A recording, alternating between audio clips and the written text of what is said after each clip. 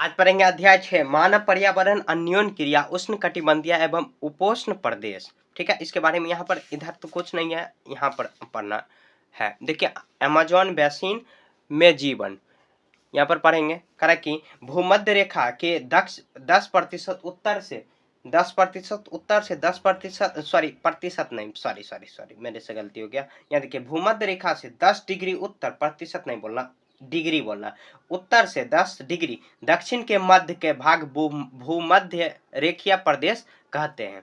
उसके बाद देखिए, करा जिस स्थान पर कोई नदी किसी अन्य जल राशि में मिलती है उसे उस नदी का मुहाना कहते हैं। अमेजन नदी के बहुत सारी सहायक नदियां मिलकर अमेजन बेसिन का निर्माण करती है। यहाँ देखिए, यह नदी बेजिन ब्राजील के भागों, पेरू के कुछ भागों, बोलिविया, इक्वाडोर, कोलंबिया एवं वेनेजुएला के छोटे से भाग में प्रवाहित होती है। अब देखिए, यहाँ पर सहायक नदियां क्या होती है, तो इसको पढ़ लेते हैं। उसके बाद देखिए, यह छोटी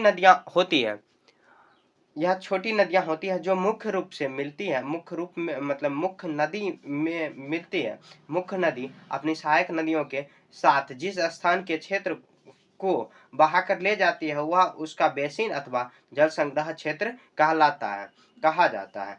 अमेजन बेसिन विश्व का सबसे बड़ा नदी बेसिन है। तो अमेजन बेसिन विश्व का सबसे बड़ा नदी बेसिन है, ये याद रखनी है। अब देखिए, यहाँ पर जलवायु के बारे में पढ़ते हैं।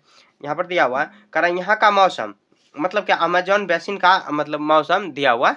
तो यहाँ पर दिया हुआ है, कह रहा है कि यहाँ का मौसम दिन एवं रात दोनों में लगभग समान रूप से गर्म एवं आर्द्र होता है तथा शरीर में चिपचिपाहट महसूस होती है। इस प्रदेश में लगभग प्रतिदिन वर्षा होती है। वहाँ के मतलब क्या, वह भी बिना किसी पूर्व चेतावनी के। दिन का तापमान उच्च एवं आर्द्रता अति उच्च होता है। रात के समय तापमान कम होता है लेकिन आर्द्रता वैसे ही बनी रहती है। देखिए, वर्षावन कैसे है, तो यहाँ पे देखिए, वर्षावन में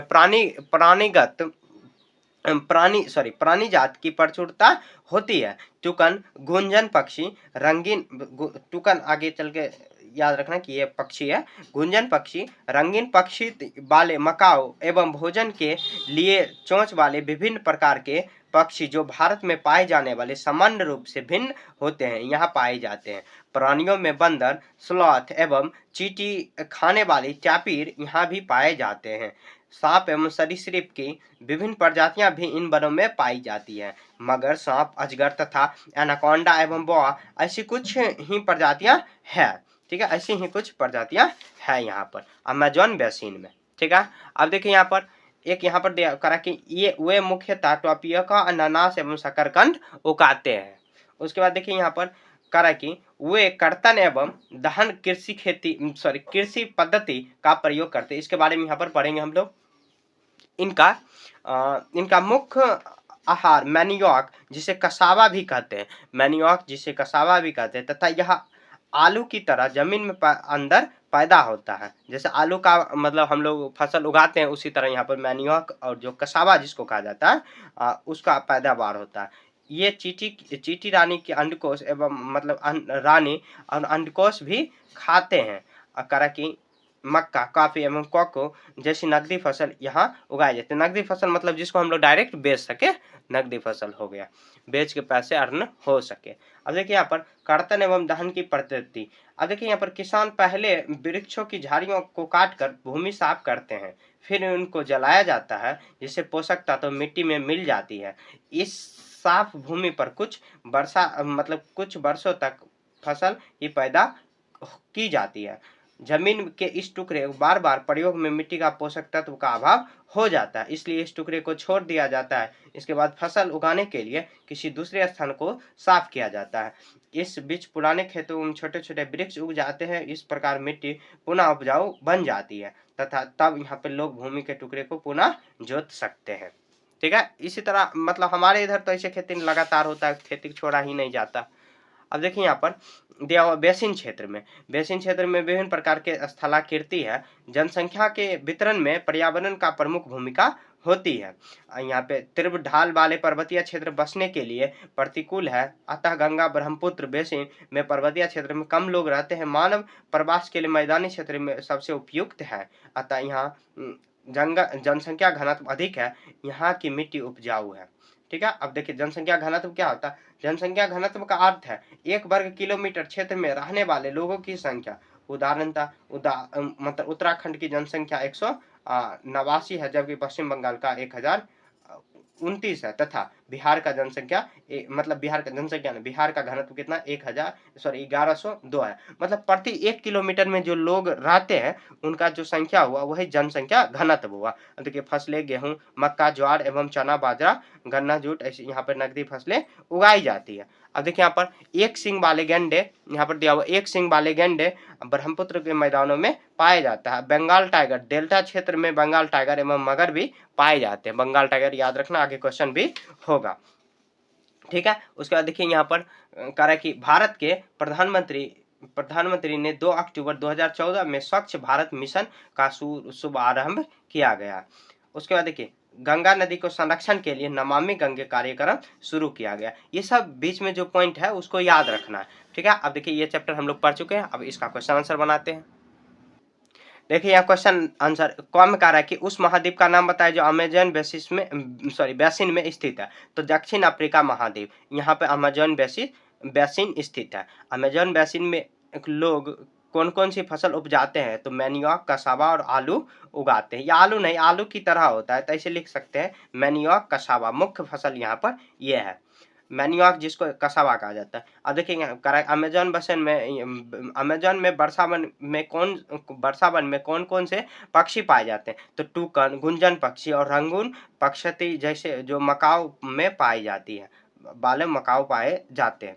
उसके बाद देखिए यहाँ पर घ नंबर में गंगा नदी के तट पर कौन प्रमुख नदी शहर स्थित है। गंगा नदी के तट पर कौन से शहर स्थित है, तो इलाहाबाद, कानपुर, वाराणसी, लखनऊ, पटना एवं कोलकाता प्रमुख शहर स्थित है। ठीक है, उसके बाद देखिए एक सींग वाले गैंडे कहाँ पाए जाते हैं, तो ब्रह्मपुत्र के मैदान में एक सींग वाले गैंडे पाए जाते हैं। हम लोग पीछे पढ़ चुके हैं। उसके बाद देखिए यहाँ पर एमसीक्यू टाइप है क्वेश्चन, कह रहा है कि टूकन क्या है, तो पक्षी है। मैनियोक कहाँ का प्रमुख यहाँ भोजन है, तो अफ्रीका का है। उसके बाद देखिए सॉरी अफ्रीका का, अमेजोन का होगा, सॉरी ये गलती है। उसके बाद देखिए कोलकाता किस नदी के तट पर है, तो हुगली नदी के तट पर है। देवदार एवं फर किसके प्रकार का मतलब किसके प्रकार है, तो शंकुआकार। बंगाल टाइगर कहाँ, तो डेल्टा के क्षेत्रों में, ये याद रखना, बंगाल टाइगर बहुत ज्यादा इंपॉर्टेंट है। उसके बाद देखिए सूती कपड़े, तो यहाँ पर गंगा के मैदान। मलौका तो मत्स्य, यहाँ पर देखिए। उसके बाद और रेशम कीट, तो रेशम कीट पालन, उसमें काजीरंगा असम। अब देखिए एक यहाँ पर नहीं मिलाया गया, पिरान्या, ये नहीं समझ आ रहा है। ठीक है, आप गूगल भी करने के बाद नहीं समझ पा रहे हैं हम लोग। जो भी होगा आप ऑप्शन कमेंट में मतलब क्या ऐसे कमेंट कर देना गोवा का इतना, तो और भी बच्चे जो होंगे देख लेंगे। मेरे को भी समझ में नहीं आ रहा है। उसके बाद देखिए 4 नंबर करेक्ट कारण बताइए। वर्षावन लुप्त हो रहे हैं, इसका कारण बताना। करेक्ट, वर्षावन लुप्त होने के मुख्य कारण निम्न है। वनों की कटाई, खनन, बड़े बांध एवं सड़क का निर्माण, वनों में आग लगाना, ये वर्षावन जो मतलब लुप्त होने का मुख्य कारण है, ये लिख देना आपको।